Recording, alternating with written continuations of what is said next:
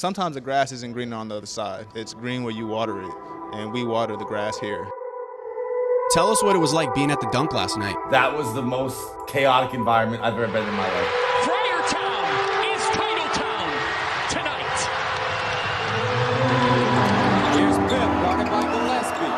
Steps back, spins, fires. Woo! Pip gets. Who run shit like me? Top 5 basically. I still play for keeps. Ain't no fantasy. Hey. Ladies and gentlemen, welcome back to Divine Providence. This is episode 34. We had a basketball game last night, and the Friars had a really good second half. I'm a firm believer that things always get worse before they get better, and that's exactly what happened last night. First half against UNH felt like it was rock bottom for this program. Second half, they come out, have their best half of the season, play together, cohesiveness, as Mike will talk about. And I'm overall pleased with the result. Mac, you were in the building with the, boots on the ground, literally courtside last night. From your angle, how did you feel about the game? Yeah, first off, shout out Dave Coletta. He had an open seat, and I ended up going to the game solo. So shout out to Dave. It was a unique view of the game. Obviously, I had some things I wanted to look for, communication being one of them. Mike will get to that as well. But, it was a cool experience, and obviously shout out Dave. Yeah, no, it was good to see that second half out of the fellas last night, and just seeing how they played in the second half together, it got me thinking.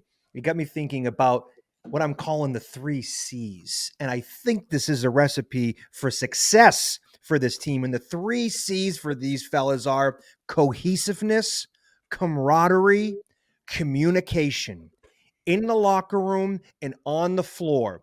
This team needs to do this together if they want to win games. It can't be about one single person. It needs to be about the team, and we saw that last night. We'll get more into it, but you saw it, especially in the half court. The ball was skipping around the perimeter. Guys were getting the extra touch. Guys were making the extra pass, and it ended up working out for them. The 3 C's, guys.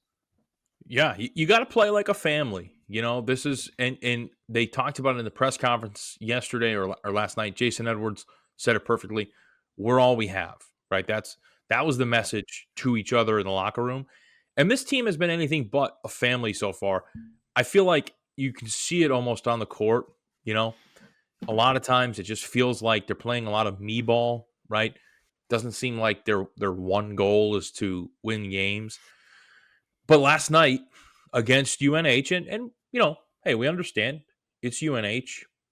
They did all the 3 C's in that second half, and that's really all you can say. So if you're sitting there complaining about the win last night, right, then, you maybe need to reevaluate some things on how you look at this team and your fandom because, hey, we covered on a last-second dunk. That was electric. That was so much fun. Yeah, that was great.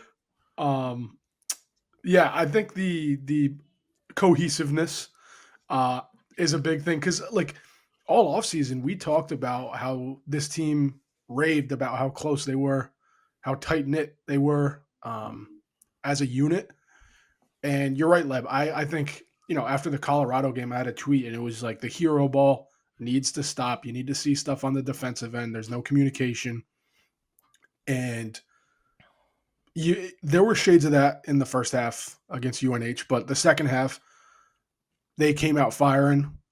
I understand it's a weaker opponent, but it's a D1 basketball program, and you hang 60 points on them in the second half. That's, not too shabby. And it's good to know that this team has multiple leaders. Corey Floyd and Jason Edwards are 2 leaders on this team. So you heard that in the post-game presser. Edwards was talking about how at halftime yesterday, Corey Floyd said, enough is enough, guys. We work way too hard to have this finished product come out here on the floor. And these guys bust their ass in practice, maybe too much. And we'll get to that in a little bit. But and Kim said it too. He just wants to see the team that he sees in practice every day onto the court. And again, it's tough. It's a bunch of new guys are all still getting used to each other, and things are going to work itself out. I really do believe that. And there are things to work on. We understand that, but to also hear that someone like Corey Floyd comes in at halftime and says enough is enough, and they heard that, and then to speak out. To hear how Jason Edwards spoke in that post-game presser was awesome. And Lev, I know you tweeted about that. It was just great to hear him talk. Mm-hmm. He's got such a level head. He's a smart guy. He's got a great basketball mind. So it's really good to have two guys like Jason Edwards and Corey Floyd, being, guys that everyone can look up to on this team.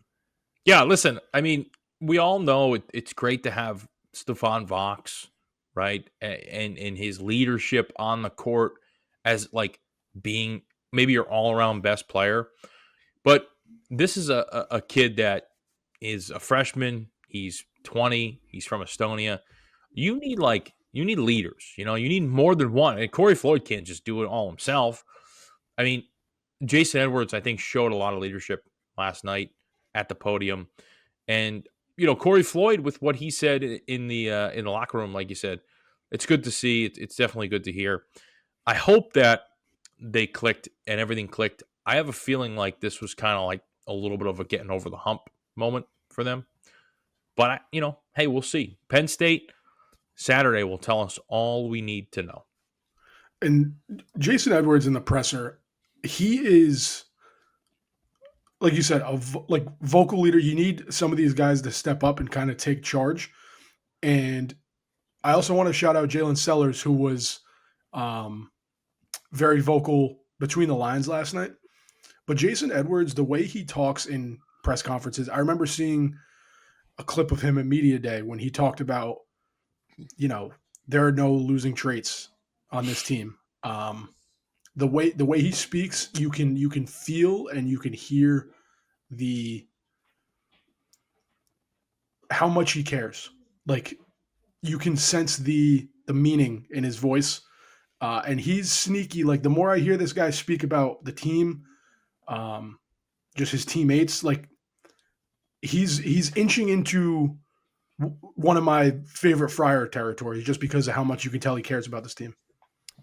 And seeing Edwards and Sellers last night kind of going at it at halftime, that shows that these guys care, and to see new guys like they just got here basically. So they're understanding, what this program means to people. They're understanding what's at stake here.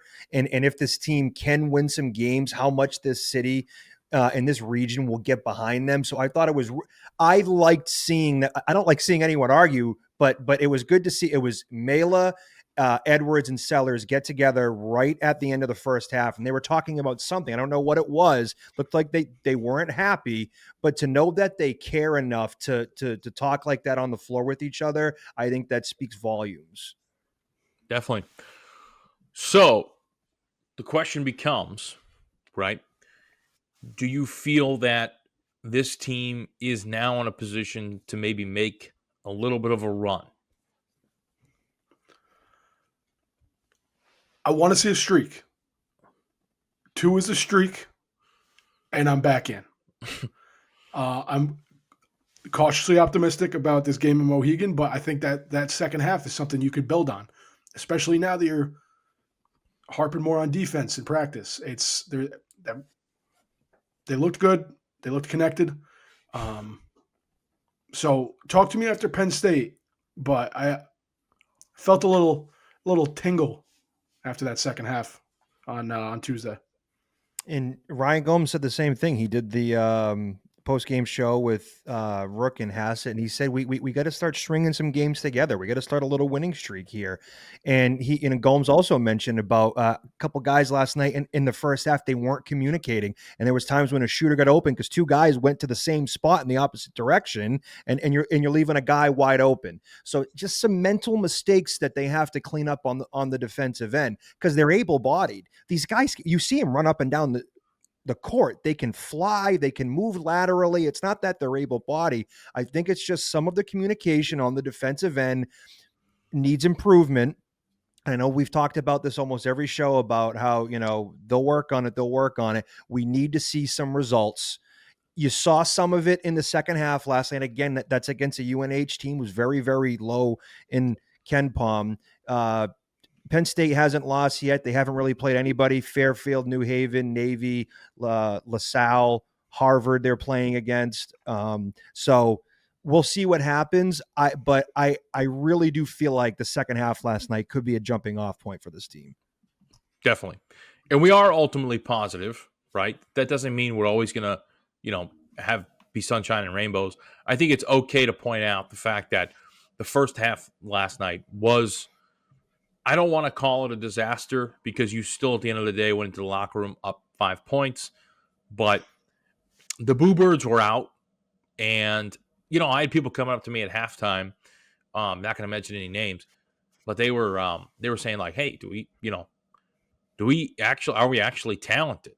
Because I think that was always the thing. It was like, well, there's a lot of talent on this team. There's a lot of talent on this team, but they can't figure it out defensively. They can't play, as a cohesive unit.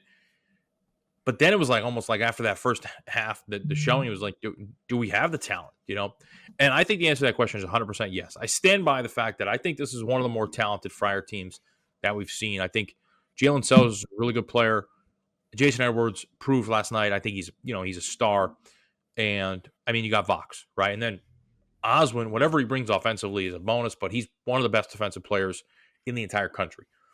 So I do think this team has a ton of talent, but they have to play as a unit. And I feel good going into Penn State. Do you think the Friars get a W against Penn State? You got no choice but to believe, right? I mean, but yeah, you're right. The issue is we know this is a talented team. I think that's why it's been so frustrating to watch this team with the highs and the lows thus far. Is the talent's there. Jason Edwards is a purebred scorer. You've seen flashes from Steph Fox, Jameer Jones, Jalen Sellers, Oswin, and Ryan Mila have taken a step forward. Like the talent's obviously there, and the offensive point totals reflect that. Like the Friars, as it stands, they're only 3-2, but top 40 offense in the country, and that's including some subpar shooting nights. The talent is so clearly there. It's the communication on the defensive end. And once we see that, particularly versus a high major opponent like State Penn, then all right, cool. Now we're in a groove. Now the ball's rolling. Yeah. I mean, you're averaging 96.4 points per game. So if you weren't talented, you wouldn't be scoring that many points. So it's as simple as that. And we understand. So they're giving up about 86 points a game, which is also pretty high. So yeah, proof is in the pudding. You just gotta play defense. It's as simple as that. And I think these guys understand that. And the whole Mohegan thing, something's got to give. Something's got to give. They got to get a win. I'm picking the Friars to win this one, but we just can't walk out of there again with our heads down and, just a night ruined. I got a huge crew coming, by the way. I got about 10 guys coming. Nice. From Warwick and Taunton. So people are excited. We got the live show.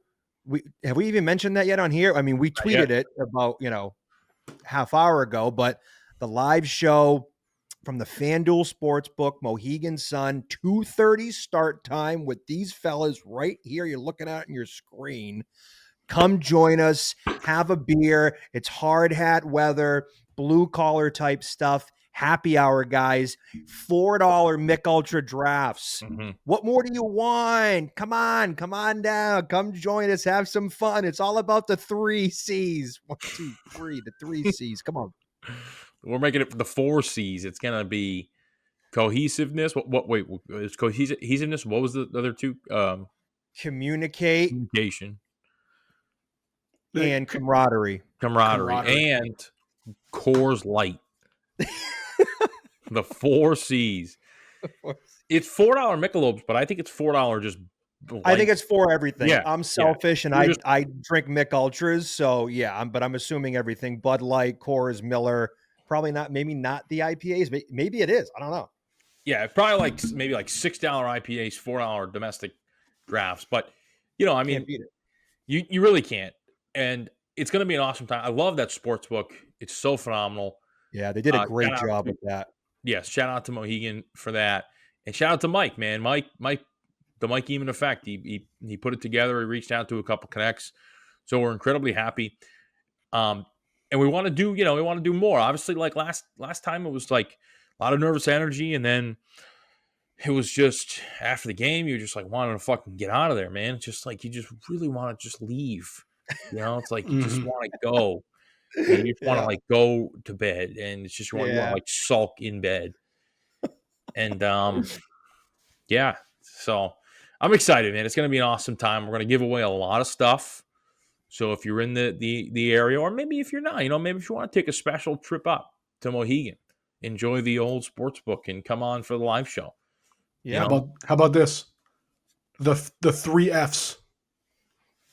Okay. Friars basketball, $4 beers, free stuff. Who says no? I like it. I thought you were going. No? Yeah. One shout out to my buddy Ryan McDermott. He's one of my best friends. He works at Mohegan. He was able to give us kind of the alley-oop, and then I was able to run with it. So I want to shout out to him and the lovely folks over at the sports book. We got some stuff. I got a Billy Donovan bobblehead we're going to give away. I have a Friars hat. It's either I have a hockey one and a hoops one. I don't know which one I'm going to part ways with, but they're both never been worn. They're the Selly hats, so they're really nice. We have one of those. Leb, you said you have an extra jacket. Jacket from the outing. It is a medium, so all you big guys, sorry. But we're giving away a couple polos, I believe. We might have a couple XL, never before worn polos. Mm-hmm. I also have a Billy D bobble that I'll be bringing, and I got like 30 stickers or some odd, something like stickers. That. So, yeah, I haven't volunteered anything yet, but obviously I'll bring the stickers. And how about this? I'll be bringing my Friars golf balls from #the outing. Oh yeah. I'd rather they be in someone else's hands, because if they stay in my hands, they're gonna end up in the woods. So how about that? I got an extra pack of those too. That reminded me. I'll bring those too. We got a lot of stuff here. Yeah. So we're gonna have to think of some trivia. Well, hopefully it'll be different, because we did a lot of. That was our first episode ever. That was back in the summertime. Mm-hmm. We did the trivia episode. So maybe we'll take some from that. Maybe we'll think of some new ones. But we have to have some tough ones. See who knows their Friar knowledge. Come up. I love meeting new PC fans. We talk about the 3 C's about the team on the court. We get the 3 C's here as a community. We got to stick together, because Twitter has been an absolute fucking cesspool since the Colorado game. It's been scary. And some of it is calling things out that, are need to improve. And some of it is just like way overboard. Like, I can see if this is the end of the season and like, that's it. But like, we do have a lot of basketball to play. Yeah. It's insane. If seasons were dictated based off 4 games, they would call it November Madness, not March Madness. So I don't know. I think there's a lot of time. I will say one issue I do have is I do think, as much as we're starting to see the team maybe hit their stride, I'll wait to say that after this weekend. But if this team's starting to hit its stride, perfect. That's promising. The issue, I think, with the non-con is you face 2 high major opponents in the first, 12 days of the season. So this team was built to be ready to go day one. Mm-hmm. It's tough. And yeah, I mean, as exciting as it is to play a ACC team the first Saturday of the season, maybe you needed a couple more bye games to work out the kinks, because it did look like they worked out the kinks against UNH, but now you got 2 losses staring you down the barrel. And Brendan McGare wrote a great article, and he was talking about, he's kind of comparing this to the 22-23 Friars team that dropped all 3 of their their higher up non-conference games. They lost to Miami, St. Louis, and to TCU. And that team ended up winning 13 Big East games. You won at home against Marquette, UConn, Creighton. You swept Villanova, and you ended up going to the NCAA tournament. So that's something to think about. Also, I think the league was a lot stronger that year, maybe than it will be this year, which is unfortunate. And that's why we need to really root for all of our Big East brethren, even though some of them hate us and we hate them. But we really, really need the league to be as good as they possibly can. So something like this can happen. We still have opportunities to win good games here. We're playing against Penn State. We're playing against Wisconsin. You could play against Florida, TCU, so don't forget about that 22-23 team, because I remember it looked very, very bleak, and you lost to Miami, St. Louis, and TCU, and you still made it into the tournament. So try to remember that. Definitely. So much basketball left to play. You look at, there's so many different teams you can look at, not only PC teams, but other Big East teams. I mean, Xavier last year really kind of struggled in the non-con. I think they had either 3 or 4 losses. Arizona last year had like 5 losses or something like that. They ended up as a 4 seed in the NCAA tournament. Obviously, Big 12 team, a little bit different. But this PC team, if they do put it all together and play like, we saw them play in the second half against UNH, they're going to beat some teams that they really have I don't want to say no business, but teams that we really thought maybe they probably wouldn't beat, like maybe a UConn, even on the road or at home, St. John's at home. So there's going to be a lot of opportunities for good wins, quad 1 wins. And I mean, I really think that this team is just so talented, and they have the leadership. They have, the scoring ability. I mean, last year, like, to even think if we got this performance last year, we'd be doing cartwheels. If we got one offensive performance like this. So, I really think they'll figure it out. Yeah, this the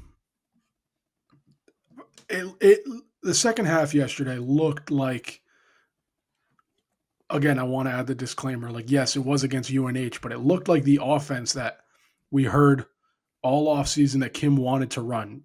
Yeah, they got hot, and shots aren't always going to fall at that clip. And even in the first half, they got good looks.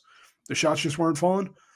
But the more you can piece that together and stray away from the me ball, the hero ball, whatever you want to call it, and the communication on defense, man, like you tie that up before Feast Week, and you're looking good. Like, you asked me a few days ago, I'd be like, yeah, we're going to get killed by Wisconsin, but you see these flash in the pan moments of this Friars team, and one half they look promising, one half you want to rip your hair out. You got to put together 40 good minutes, and I think they're starting to work out those kinks. Mm-hmm. In Leb, you mentioned Oswin and his shot blocking ability. I'm looking here. This was updated yesterday, so it hasn't been updated yet. So Oswin has 20 blocks on the season right now. As of before the game yesterday, he had 18. That was good enough for number 1 in the entire country of D1 basketball teams. Your center, Oswin Enarunze, number 1 in the country, and I'm assuming he's still number 1. He got a couple more blocks last night, so he has 20. Second is a guy. Yeah, second is a guy from Stephen F. Austin, then a guy from Virginia, and then another Big East guy at 4th, Najee Hines, has got 16 on the season. But Oswin, number 1 in the whole country on block shots. That's huge. But one critique I do have, if we go back to the Colorado game,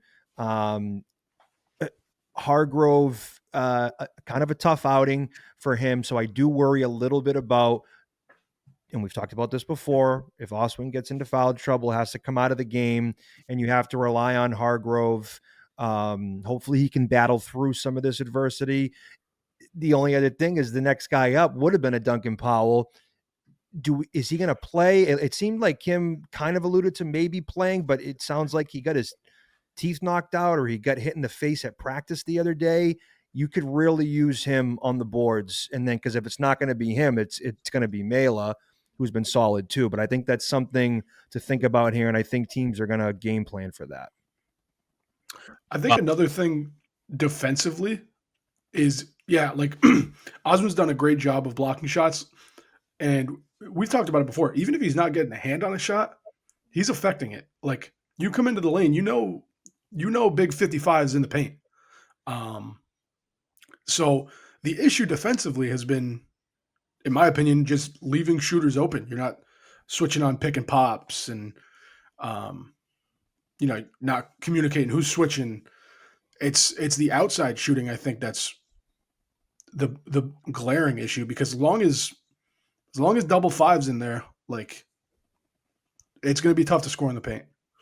Definitely. And I think that with Hargrove in there, I think you can play enough of a formidable defense, assuming he gets a little bit better, right? Like, I know we're quick on the trigger with these guys, and Cole definitely deserves the early season criticism, but you also have to remember that some of these guys will get better. And if we treated every transfer, like Creased or Hargrove, then Lawan Pipkins would have never succeeded at PC because he had a really tough start as well.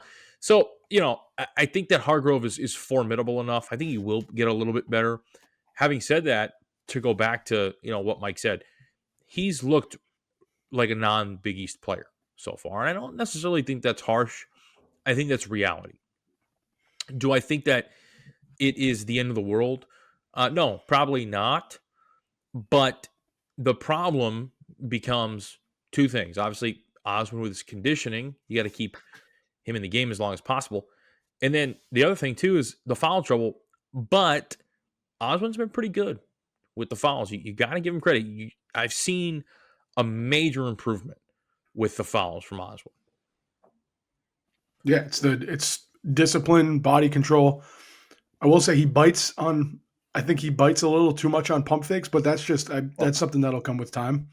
But yeah, you're right. I think staying straight up. He used to, if a guy was backing him down in the post, he'd almost like hang over him, and you're just asking to be baited for a foul.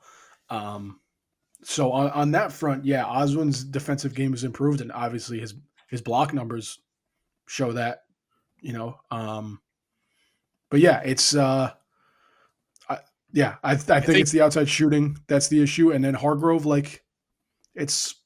you're probably right. He has not looked like a Big East player. I think Oswin sees the block numbers though. Like, I think that I agree. Yeah, I think he was baiting a lot last night, but UNH is relatively small. I think he saw an opportunity to kind of pad his block stats a little bit, and I think he wants to lead the country in blocks. Like, I think that he genuinely does. And Gomes mentioned that was letting guys into the lane like they were last night.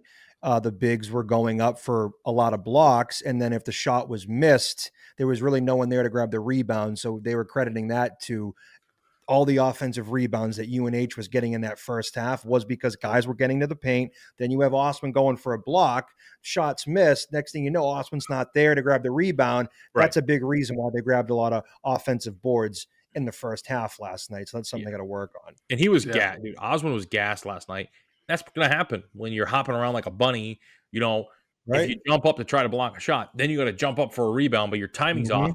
You're really just going to go run yourself ragged, So it's got to be something where he's got to be a little more, choosy with his attempts to block a shot.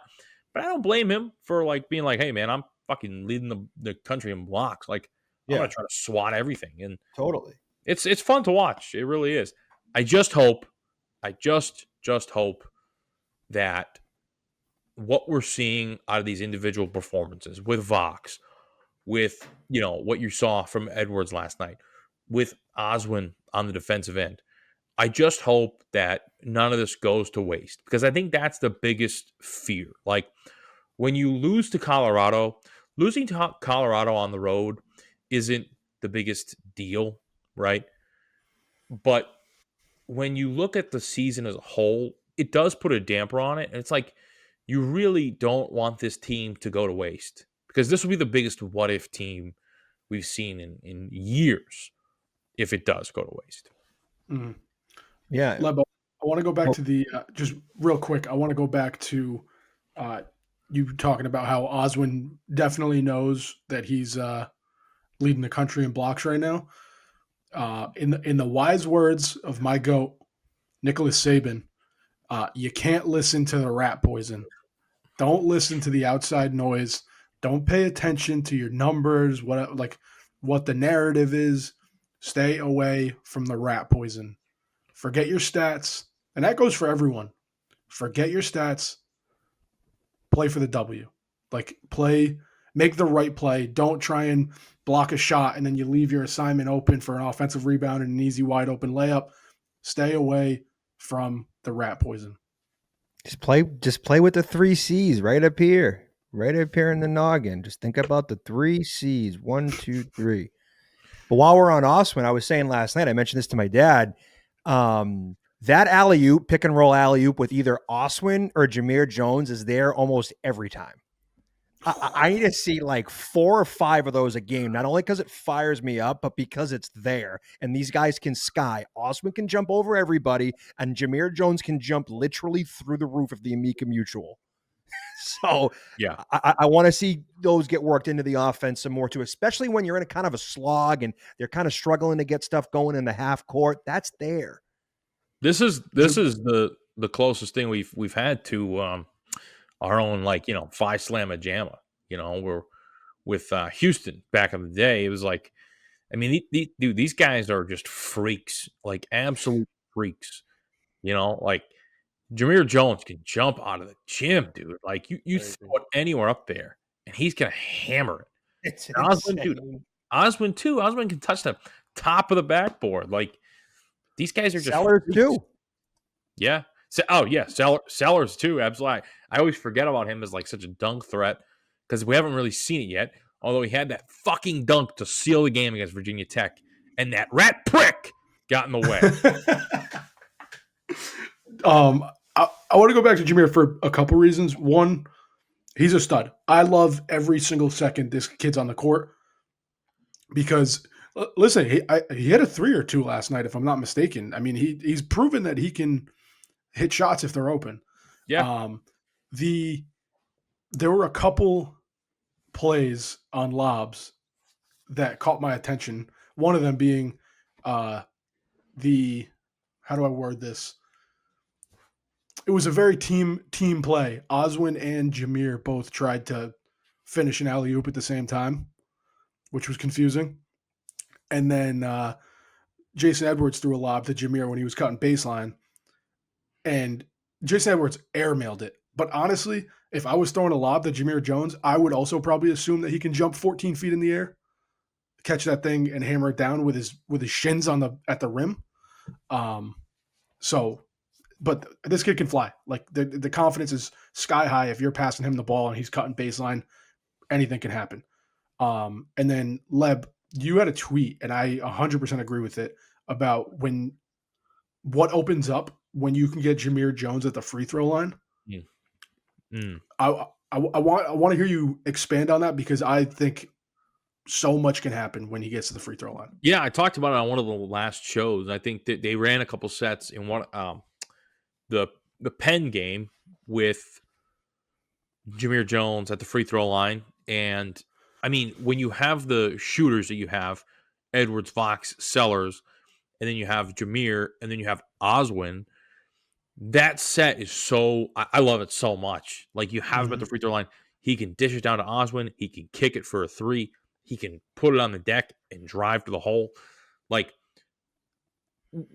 this team, one thing I've noticed about these teams past 2 years is they'll make the tough pass like 3/4 lengths of the court or cross court, but they won't make like the tough interior pass.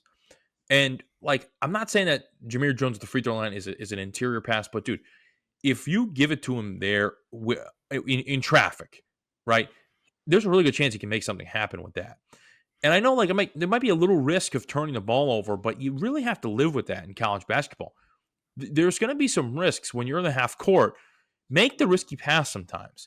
Like these guys have no problem fucking dropping back in the pocket and launching it like Kurt Warner in 2001 to fucking Jason Edwards, who's 5'7", by the way. Like, but they won't, make a tough interior pass to Oswin or Jameer or, Duncan Powell. Like, make that tough pass, man. That's not to get off topic. But no, and well, that actually is something I wanted to talk about, was not the interior passing, but the passing around the perimeter. And I talked about it at the beginning.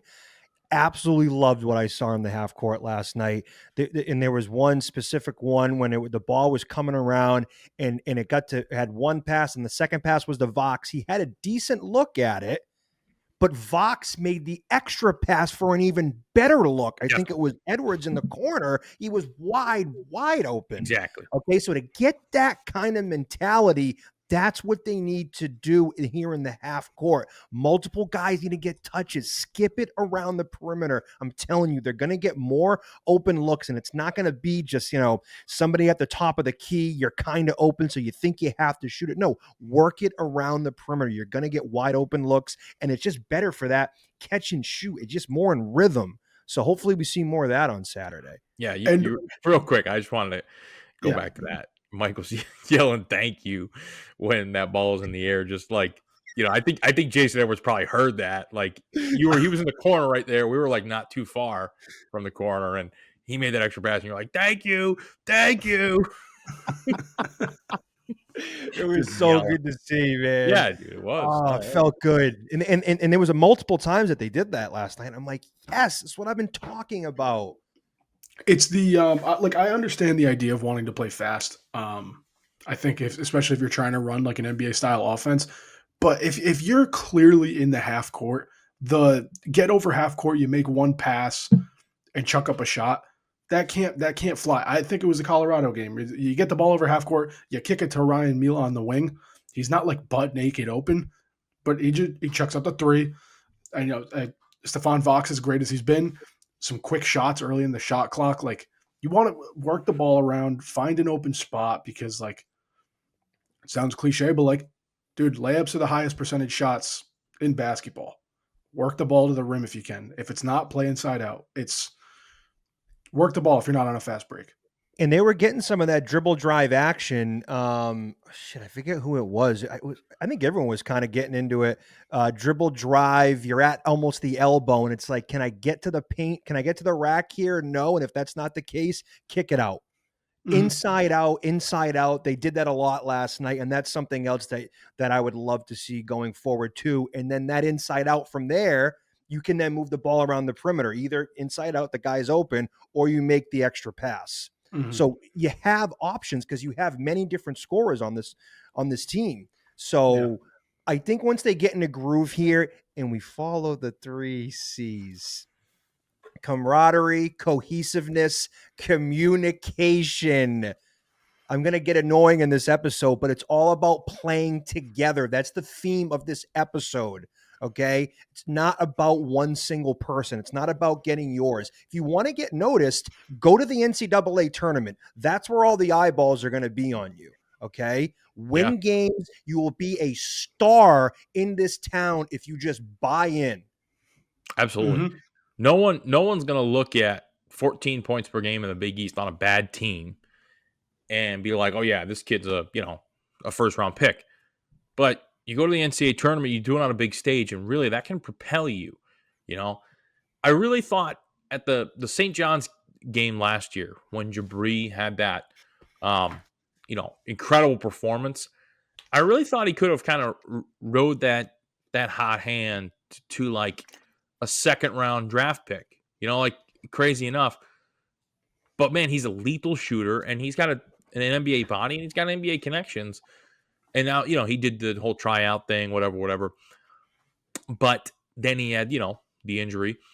But that's the way you got to do it, man. You get hot in March, you get hot in the Big East tournament, you get hot in the NCAA tournament, and you live forever, man. That's how it is. Mm-hmm. And that's the thing. You talk about buying in. Like, if you buy in, you're gonna win more games than you would have if you're not bought in. But like, you're a legend in Providence if you buy in. Like, Man, Bensley Joseph played on the worst Friars team in 30 years. And I can guarantee you he'd get a warm welcome coming back to Providence. Yeah, Definitely. That's why I love seeing, Jalen Sellers, Jason Edwards. These guys are bought in. You can hear they care. Now it's about putting it together, playing 40 minutes of team basketball. Jalen Lindsay was at the game last night, got a huge ovation. Anytime they show anybody on the Jumbotron at the game, it's a standing O, hats off. Like we care. We're crazy, sometimes to a fault, but this fan base cares. Yep. And we're not going anywhere. Mhm. So win or lose, we're all still going to be here no matter what. We'll go through it together, but we're still going to be here. And I think that speaks volumes to this fan base. It doesn't matter. You had a horrible year last year. Everybody's still excited and still filling up the amp. I thought the attendance last night was solid too for a game against UNH, coming off a tough loss against Colorado. For UNH, after a loss, that's as good as it'll be. And like, there were years when this program was at its peak in the Cooley years where we still had some games where we're like, 7,000. Like, it's a cold night. UNH, like, I mean, that the attendance is totally fine still. Now, not the conference last year, the end of the year when the season was over, that's the only time I've seen a dip. But that's the season was over at that point. Like, they bounced back. Mike, you had mentioned Jalen Lindsay was in the building the other night. I'm sitting with Dave Coletta again. Shout out Dave. I hear him talking to someone next to me, like daps the guy up, yada yada yada. I hear, yeah, Dave, that's Dave, that's my guy. I look up and it's like I'm at like an awkward angle. I'm like, the guy walks away. I go, Dave, was that fucking Jalen Lindsay? Was that my goat right there? Just casually, like, oh yeah, what's up, man? How are you? I was like, Dave, that's my goat. Dude, Dave's the man. He's a good dude. He could tell he cares about people and he cares about the Providence College community, and his whole family does. So huge shout out to them. They're really good people. I just met them this year, but I can already tell they're just really good folks. Incredible people. That's Dave's dad, Dom. That's his, like, this is his life, just like it is for all of us. And when you have that, you can really bond with someone over that, and it's this is our life, man. I mean, you can call it sad that my life revolves around 18 to 22-year-olds putting a ball. Yeah, but hey, it's hard because people give me shit sometimes because I've always been an absolute sicko my whole life. Like I think my dad must have took me my first game when I was 3-4 years old, and we haven't stopped since. So anybody knows me, the first thing they know that I'm a Providence fan. But we talked about it. It's about community, and me and my dad go to the games, and it's something special that we do together. It brings family together. Sometimes the product might not be pretty, and we might be let down, but that doesn't mean I didn't get to go to the game with my dad. Didn't mean I get to come see you guys. I met you guys this year because of all of this. I consider you guys my good friends. So, yeah. Absolutely. 100%. It's a beautiful thing. Hopefully we make some more friends this weekend. Hopefully. Show out. If you're on the fence, there's plenty of tickets available to the game. Anybody will be able to go to the sportsbook. Anybody can just come in and walk in. There's going to be 900 million thousand TVs on the freaking wall. So there'll be any game you could even imagine will be on. Put some bets in, bet on the Friars. So if you're on the fence, come on down. Yeah. We'd love to see everyone there. Absolutely. And I mean, people are saying next week, it's feast week, but realistically, Mohegan Sun, Frank Pepe's, group of like 25 guys, that's the real feast week. Yeah, well I want said. to talk about the 3 C's: communication, cohesiveness, And carbs. I was going to say a nice slice of cheese pizza as the camaraderie. fourth. But yeah, camaraderie. Yes, I forgot about camaraderie. Gotta have and maybe a little Frank Pepe cheese. Yeah, never really hurt anyone. But if they lose, it's like, damn, do I really want to go? But I'll be there. I'll be there really early. So I don't know. We might Might do some food. We got to do some food content, man. The food content really resonates with people throughout the entire world. And now that we do have an international audience, like unlike a lot of college basketball podcasts, we really need to expand. Show the great people of the world the New England cuisine, which is just pizza and Italian food and Fish and chips, seafood. True, yeah, seafood, steak tips. Yeah. Yep. We got a lot. We talk Portuguese, On the flip side, I feel like we got to get in touch with our Estonian. Well, we need to ingratiate ourselves in the Estonian culture. Like, what's a popular Estonian dish? Because we got a big listenership in Estonia. Drop it in the comments because we know the Estonian fans have been commenting on the YouTube videos, which we really appreciate the support. If you have any good dishes or snacks, we would love to try them right on the show or bring them or get it somewhere and we all do a review or something. So let us know in the comments. That would be amazing. That'd be electric. Speaking of food too, I'm gonna have a bunch of people at my parents' house for Thanksgiving. And that game is right at Wisconsin, 4:00. I'm like, fuck. Like they are gonna hate me on Thanksgiving. Bad. It's gonna be bad. The Friars ruined my Thanksgiving last year. Luckily, my family's doing a much smaller Thanksgiving this year, and they shout out Brian and Mary Ellen. They did the honors of asking me when the Friars play. And we can schedule dinner around that. So not that the whole world revolves around me and the Friars for that matter. But yeah, I'm very lucky that the family's willing to do dinner early so I can not be in a bad mood and ruin dinner if the Friars lose. That's huge. So funny just picturing your parents like talking about planning Thanksgiving and being like, we can't invite the whole family. Like he's going to be yelling slurs the entire time. Like we can't. Let's just keep it small. Let's keep it small. Kyle, when does PC play? Let's keep it small. We don't need them to see this. On holidays, we have a tradition of playing left, right, center. Big left, right, center family. After dinner, game. Dude, I think it was the Davidson game. Was it Davidson on Thanksgiving? That shit. Was it Davidson or was it? No, it wasn't. Because Oklahoma was the Wednesday night. Yep. Correct. It was either Davidson or I think we played maybe Indiana Black Friday. So I think we were playing Davidson. And my whole family is playing left, right, center. And I'm technically a part of the game, but I'm like standing off to the side like this, just like in the corner watching the game, screaming at the TV. They're like, it's your turn. I'm like, all right, listen, Jaden Pierre makes me want to rip my hair out of my head. I don't have time for your little games. I was miserable last year. Not well. That game can get intense. Lep, have you played that LCR? I've played it. Yeah, I honestly not in a while.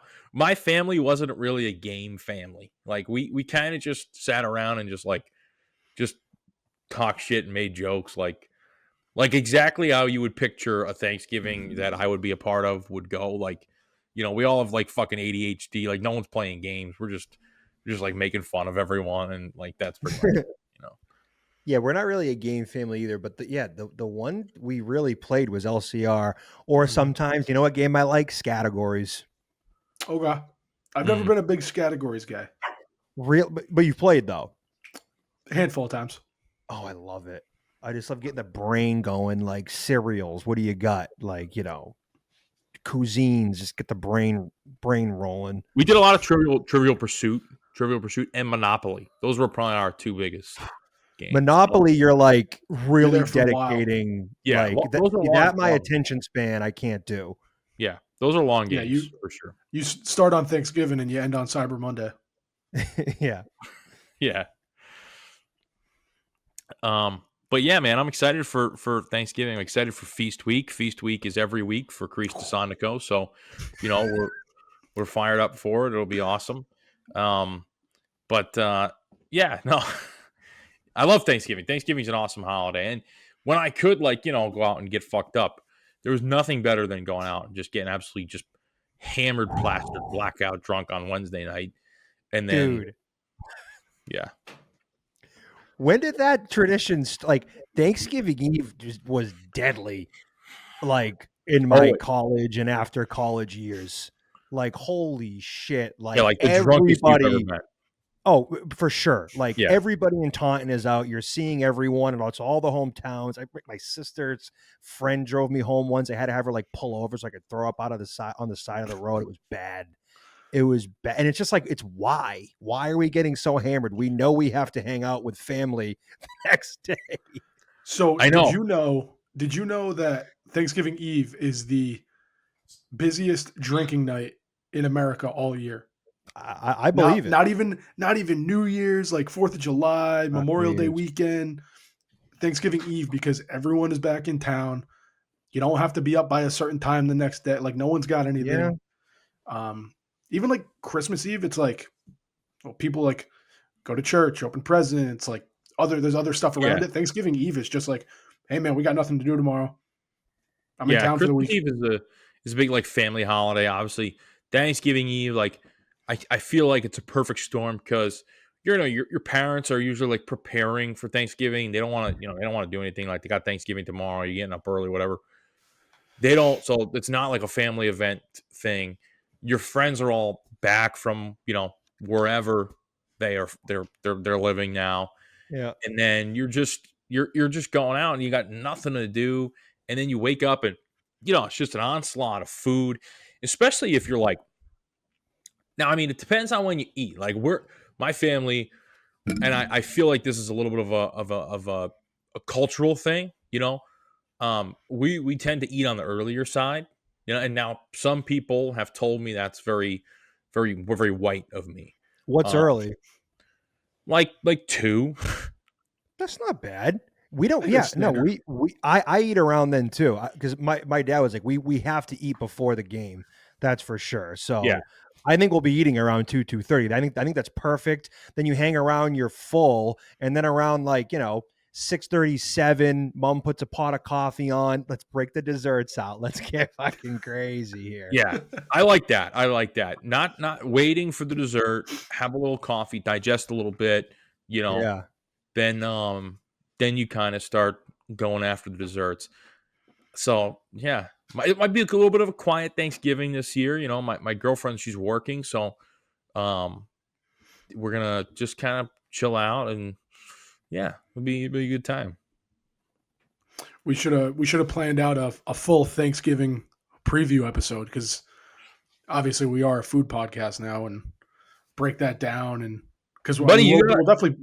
You got a mic, and it's rolling. Let's yeah, hammer out. Let's go. I would have came fully prepared. Actually, Mike, before you say anything, I do have a hot take about Thanksgiving, and this might ruffle some feathers, and I will have an explanation. Right? Christmas Day basketball is better than Thanksgiving Day football.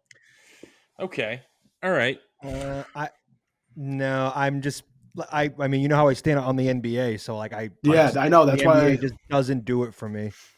I would much rather.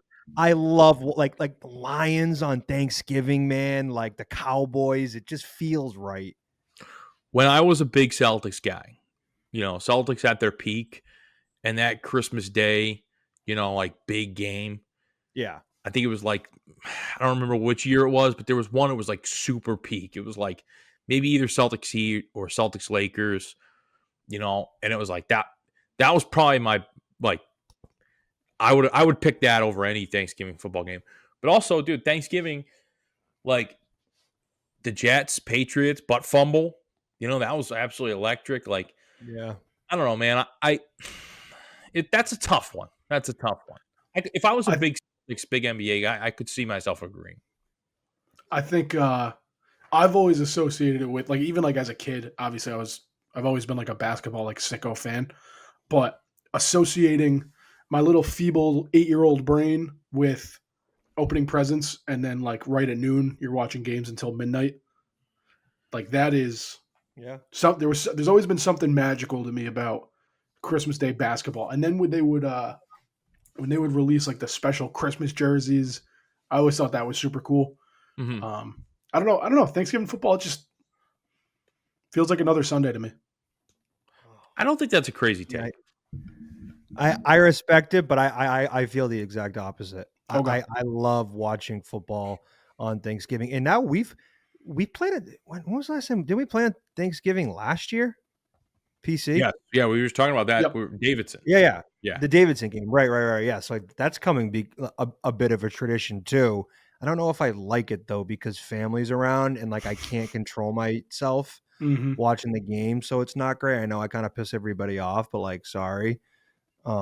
That's why Max Thanksgiving got canceled this year because last year he was yelling fucking slurs. Yeah. Mama Max, like, we're cutting the guest list in half. Like you scared everyone off. No one wants to show up. So did you guys play football in high school? I played freshman. Freshman. I never played, but I did all we Taunton High used to play Coyle Cassidy. It used to be a huge rivalry. It was historic. It went back way early 1900s, but Coyle is gone now, so it's no longer a school. So Taunton plays like, I don't even know who we play now, which is kind of tough. But that used to be a big deal for us, was going to the Taunton Coyle game. Huge deal. I don't know if you guys ever did that. We have Smithfield versus North Providence. That was our Thanksgiving rivalry game.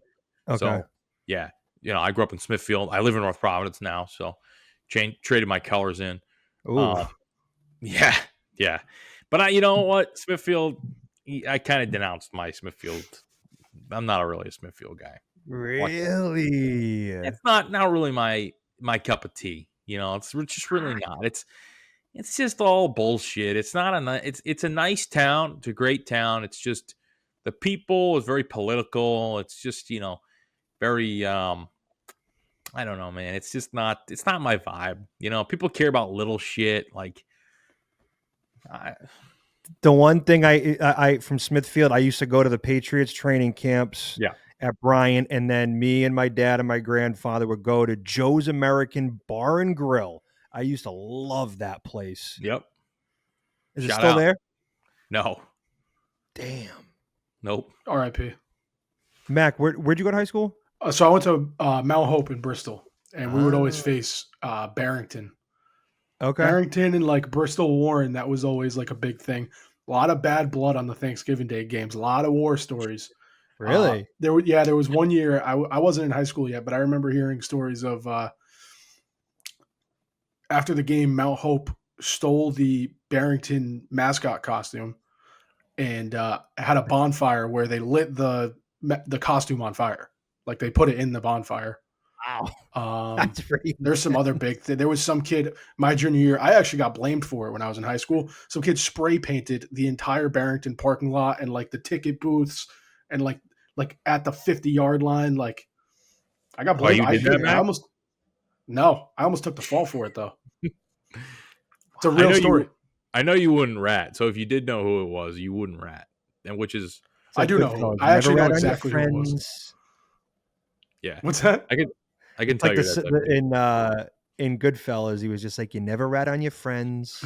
Exactly. Hey, you pop your cherry. Yeah. I was like, yeah.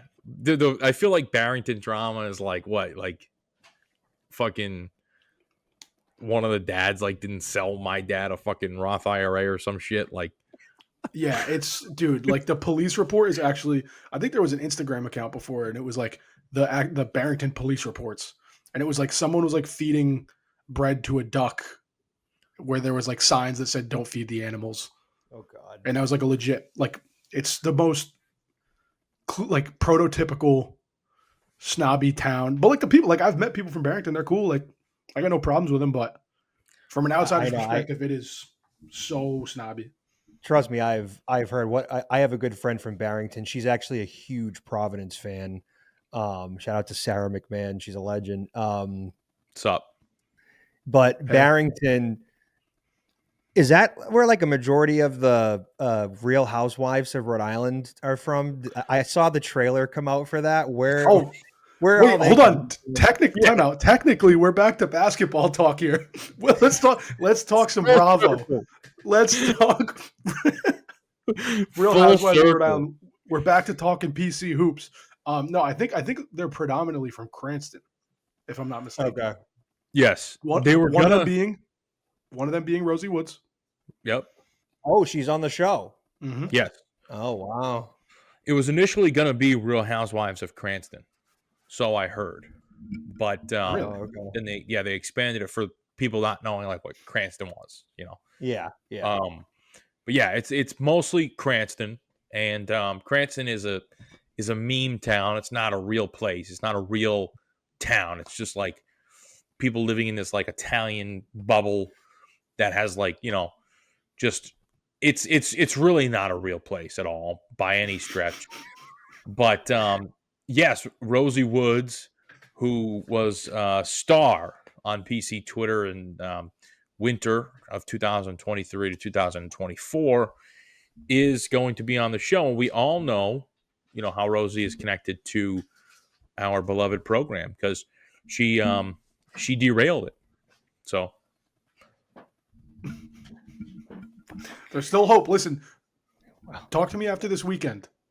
Talk to me after this weekend. no, yeah, My okay. thoughts- I didn't mean like it. We're cooked completely, but like Yeah. for what it was, like she derailed it for what it was. Like it could work out with Kim, and we could go on and live happily ever after. But it was changed by her. That's Well all said. Now, do we Truly- think I'm Truly I'm confirmed not- by it. Yeah, for sure. That is a confirmed source. Truly confirmed. Do we think there's any sort of alluding to that situation on Real Housewives? Because I've heard these, like the producers do a shit ton of research, like almost psycho stalker type of research. So they had to have known what they were getting into. Like they had to have known their viewership was going to be like 20% males from Rhode Island between 20 and 35. So yeah, like this is a bit of an explosive conversation, so to speak, but I wouldn't be surprised if they knew, you know, because she's very open about it too. So like one of my good buddies, he tweeted a tweet on Valentine's Day a couple of years ago and said, you know, Rosies are red, something about like sleeping with a coach, et cetera, a rhyme. I don't remember. I can you know, pull it up. We can even throw it I up think there. it was roses are red, violets are blue. I banged the weather lady, so my wife made me move. Yes, that's you have it exactly memorized. That's correct, which is Allegedly. hilarious. Allegedly. And she posted it on her story, her Instagram story, which is just insane. Mm-hmm. Like it's really just like insane that she is like to not deny it is one thing, but to almost promote it is a completely other thing. Like insanity. Yeah. She's like, "Yep, that's me." Okay. Like what? I was just seeing what you guys thought of the trailer. I didn't know where the conversation was going to go. I was just like, I saw it on IG. And I'm like, oh, Real Housewives of Rhode Island. If we're bringing this full circle, you guys are more in the weeds with the roadie drama than me. I don't fucking. Well, her actions created this podcast because if the domino effect. Wow. Yeah, I mean that's the domino effect, right? If Rosie Woods holy shit didn't exist, then this podcast doesn't exist. So, yeah. What's the domino meme? Yeah, so it's like they push the small domino, and it's like Divine Providence live show at Mohegan. Ed Cooley meets Rosie Woods at Casarino's in 2017. Divine Providence live show at Mohegan Sun 2025. That's electric. But yeah, if we're coming full circle, big one at Mohegan tonight. Guys need to clean it up on defense. Yep. I'm actually so Penn State's playing Harvard tonight. Harvard's actually winning right now 38-35 with 25 seconds left in the first half. Wow. All right. So I need Penn State to win that game because I don't want them coming in pissed off after losing to an Ivy League team, getting crushed in Ken Palm, you know, coming for blood. Mm-hmm. Yeah. So this is very interesting. This is on Big Ten Network Plus, so it's probably not going to be able to watch that game right now. But I mean, don't forget, we played Harvard in the scrimmage this year. So, Mhm. yeah, this first half is about to end here, 38-35. So we'll see if Penn State can, because they're right now they're 4-0. I already said it before, but you beat Fairfield by 10. You beat the crap out of New Haven. You won against 9. You won by 9 against Navy. You beat LaSalle 83-69. So that's what we're working with so far here with Penn State. Yeah. I like to remain pretty positive when it comes to this program, this team. Who do we think on Penn State is going to put up their career high on Saturday? God. Yeah, I'm good looking at- question. Because that's become a budding theme of this season too. Is it's one guy. Yeah, but you know Well, the what? kid last night that went, I'm sorry, Leb. No, please. go I ahead. just want to say that the kid that went crazy last night went to Bishop Hendricken He's from Smithfield. Mhm. Shout out from Smithfield. Smithfield. Yeah. What's his name? Jack Graham, one of my really good friends. He coached him in AAU. He's the AAU director, Jeremy Wilner. And he said he's really good, but he's got a couple years of eligibility left. So keeps doing his thing at UNH, and he might want to move a little closer to home. We'll see. Yeah. Well, because I was confused because there was somebody sitting behind us last night. And every time he scores, like, let's go, Jack. And I was Yeah. like, is this his dad? And then at the end, I listened to Rook and Hassett going home, and he was like, oh, this kid went to Hendricken, Smithfield, the whole 9. Yeah, his family was all in 120, so on the other side of the arena. But that guy probably knew him. I mean, that's Rhode Island Yeah, for you. yeah, probably a local guy. Yeah, Mhm. small state, But yeah, I wish that kid all the best. Rooting for him. He played really well against us. But another case of kind of making guys who, really probably shouldn't be playing like, Tracy McGrady, look like that. And it's unfortunate, but I will say in the second half, they did a good job of shutting him down. So I don't want to, the narrative of everyone goes for a career high against PC, it stopped last night in the second half. We're over the hump. This is going to be a career low for the prick on Penn State, whoever it is. You get the guard, Tunka. He's your leading scorer. Mila Tunka averaging 15. Then you get the freshman guard, Caden Mingo. He's also averaging 15.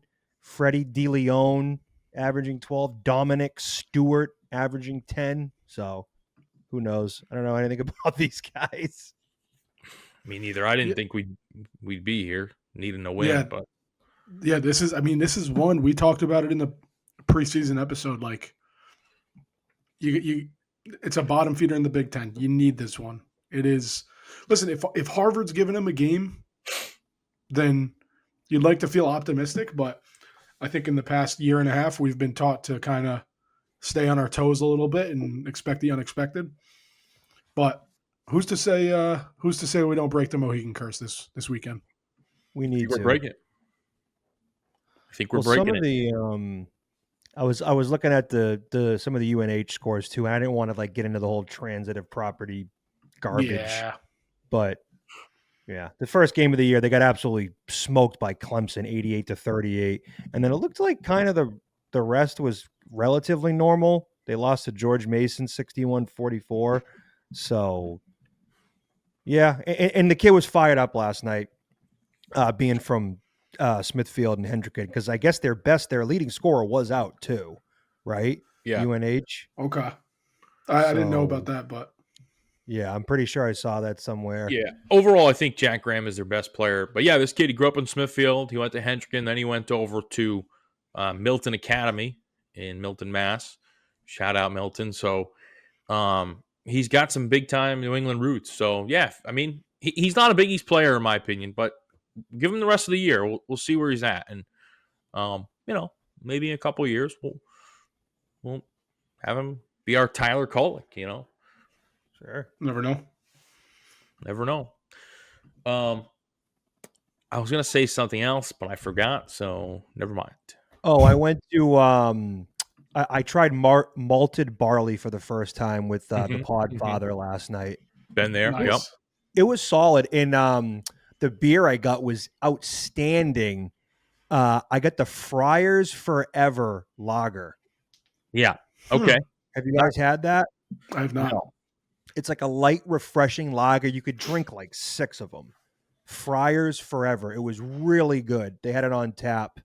Lev, would you mean a little bit? Well, my only problem with the malted barley is, and this I might be showing my size here, or my need for food, but you have one of those sandwiches and you're kind of like, all right, what's next? What's next? Yeah. Yeah. So, They give you a bag of chips. I was hoping for fries and a pickle. They give you a bag of chips. The pretzel was good. Don't get me wrong. I was It's hoping good. it would have been a little bit more fluffy, doughy.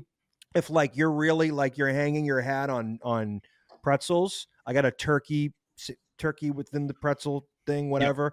Yeah. But it was solid. I've been wanting to try it. We actually tried going to Coal Fire, and there was nowhere to sit at the bar. They had no reservations, and I was like, "Fuck, I wanted those wings, dude." Dude. So we walked across. So it was good. Am I dying? Will I be dying to go back to the malted barley? Probably not, but it was solid.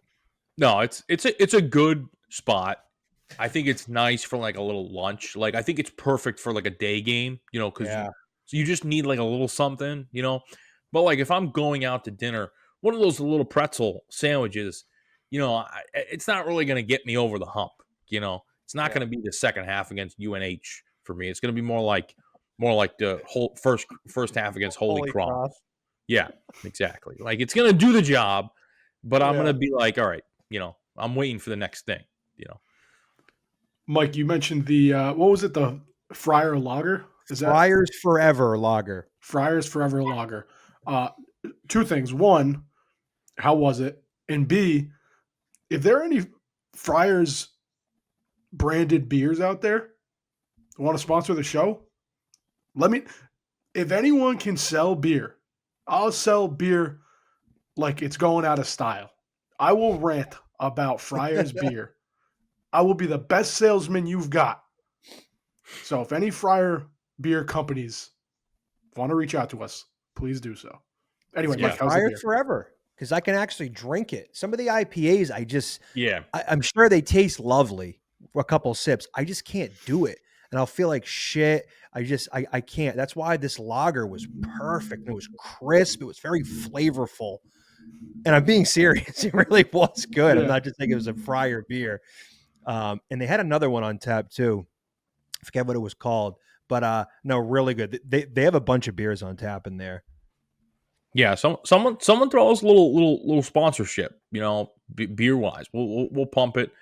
I guess we weren't good enough for dealing ducks. That's okay. Might have been the 1,000 views in the last episode, or whatever. So we didn't quite make the dealing ducks cut, but that's okay. No worries. We got the beer, so I'm looking forward to the beer. Hopefully someone reaches out. Or anything. Food. Well said. But nobody knows beer like Friar fans. Nobody knows true. beer like Friar fans, man. I can picture the graphic right here on YouTube. And you just got a tall boy sitting in the corner. This episode brought to you by insert Friar's beer here. I might even reach out to some people, because I mean that's the easiest content to make like ever for us, is just like going around, having a beer, talking to someone, giving them out on campus or something. I don't know. That's right up our alley. For sure. Yeah, I love that. That's fantastic. All right, give me your official predictions for Providence College versus Penn State at the Sun on Saturday. Mac, let's start with you. I feel like every time I say the Friars are going to win big, I shoot myself in the foot. But it feels like a double-digit win. You lock down on the defense. You clean some things up. There's no reason you can't beat this team by double digits. PC's favored by 2.5. I think it's too early in the season. Yeah, I think it'll creep up by game time. The line moved on the UNH game a lot, so I don't know. I think it's going to be a good game. Jason Edwards is making it look easy scoring lately. I don't think 20 points is crazy to say for Jason Edwards. I'll say Oswin 5 blocks, Mila 9 rebounds, Edwards 25 points. Friars win by 11. Love it. I like it. I like it. What do you got? I think the Friars are going to win this game. We have to get off the schneid at no Hegan. Yeah, that's it. No Hegan. Yep. That's what it's going to be. If we lose again, it's going to be no Hegan for me because I'll Done. never maybe step foot in there ever again. Done. But I think the Friars win this one. They're going to put up a lot of points. I think they're going to win this one 90-81 is going to be the final. I think Edwards again is just going to have a great game. He just scores on all levels. He can drive to the basket. He can shoot the three. He just does too much. So I think Edwards will have a big game. I think Vox is going to play good too. I think you should probably run a couple more plays for Vox, a little bit more action for him. And then it's just all about the 3 C's. I've been saying it all night. It's all about the 3 C's, and the 3 C's are cohesiveness, communication, and camaraderie, guys. Hard hat basketball and playing like a family. And I really do mean that. If these guys play together and play as one unit, and it's not about guys getting their stats, stuffing the stat sheet, you're going to win more games than you lose. Yeah, no stuffing, no stat stuffing. The only stuffing is Frank Pepe after the game. 54 is the mic. Frank Pepe's the mic. And that's really all it comes down to. Or the Thanksgiving Day stuffing. Yeah, exactly. Or the Thanksgiving Day stuffing. I'll say 91-83. I'll say this is going to be I think Oswin's going to hit double-digit points. I think he's going to have a good game. I think it's coming. I think Jameer Jones is going to have another, like, this is his cemented, all right, you're in now. Like, you're going to prove it. But yeah, give me Jason Edwards to lead all scorers with like over 20 points. Just for the sake of, because you guys gave score predictions, I'll say 100-89. Oh, Jesus Christ. 100-89. Jameer Jones is going to have one of those like reverse lob yams where he's just like not even looking at the ball. Just, huh. I don't know if my mic picked that up at all, but yeah. Reverse yam, just making it look easy. Maybe if he wants to get flashy on a fast break, a little 360 action. I've seen him do that in his high school tapes. I know that's in his bag. Mm-hmm. I want us to just swarm them. I want guys like laughing at Penn State players when they dunk on them. I want Jameer Jones to get a fucking tech for hanging on the rim. I want to be sitting behind the hoop, eating those delicious chicken thighs and watching Phi Slamma Jamma just absolutely bury these Nittany Lions. Well said. Well said. Jameer Jones School of Flight. Yep. I also wonder, so we were without Floyd, Daquan Davis, Duncan Powell, and it looks like the rotation shortened up a lot in the second half last night, and I wonder if that played to our benefit. And if you put some more of these guys back in the lineup again, which I think they should, but I just wonder if having all these guys to get in and out is kind of hurting us in the end. So poquito en rotation. Yeah, what Lev said. Paquito rotation. I don't know if that's rotation. Okay. Small rotation. Yep. Got it. I don't know if that's what it is, but I would imagine it is. So, yeah. Because I think the guys just got to get in there and get in a groove and kind of get used to each other, get used to the same guys. And it's not every time you blink, someone's at the scorer's table ready to check in. I know. That's so frustrating. That is so frustrating. So I will say this.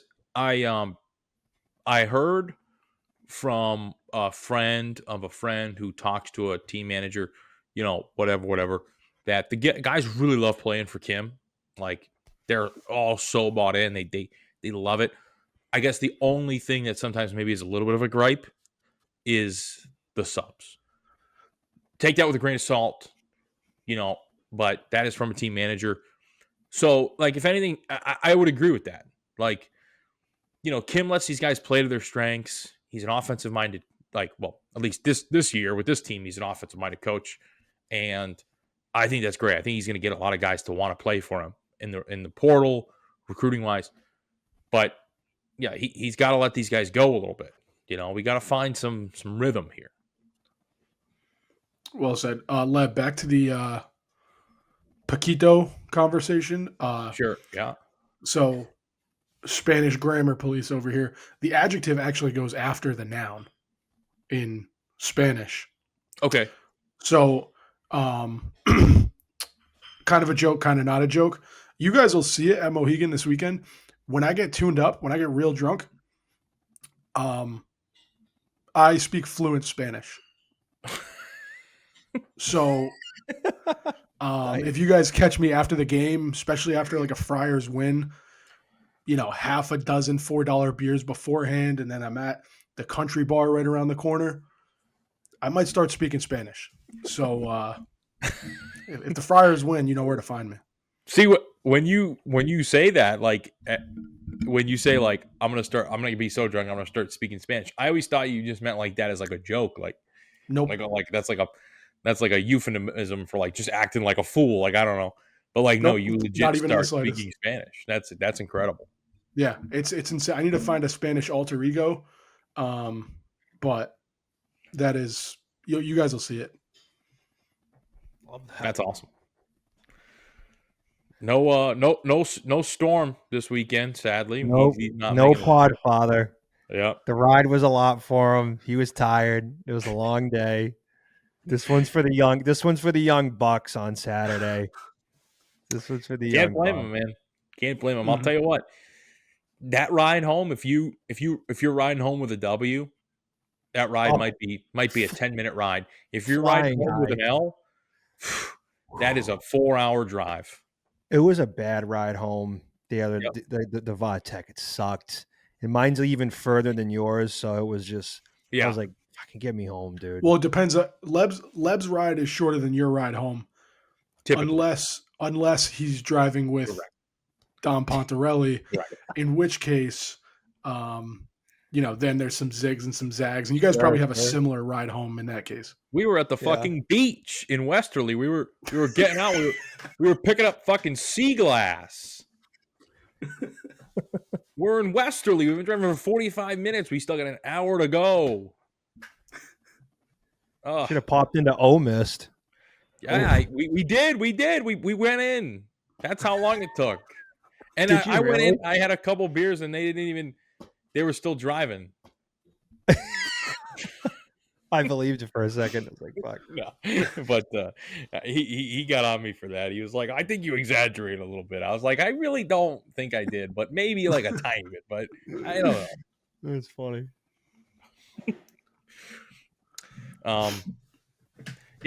Team dinner at Frank Pepe's after. Everyone is invited. We're going to pack the place. It's going to be scenes. If we get the dub, if we get the loss, I'm getting out of there.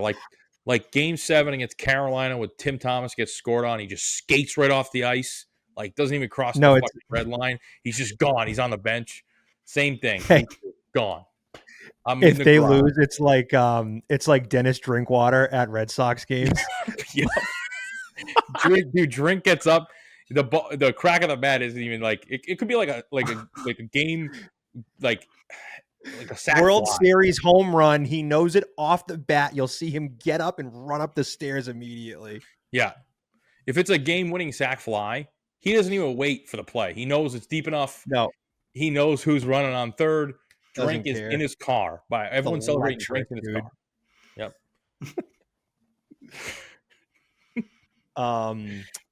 Penn State just took a 4-point lead against Harvard here in the second half. Right. So we're fine. Fantastic. We're fine. All right. You guys got anything else? No, I'll just see everybody at the sports book at 2:30 sharp. You want some prizes? We got prizes. Friar. The 3 Fs, man. Free stuff, $4 beers, Friar. Or the 3 Fs, Friar. Dude, you might be onto something here. Food. All right, gentlemen. All right. It was a pleasure. We will see you all at Mohegan. And yeah, go Friars. Go Friars. Go Friars. All right.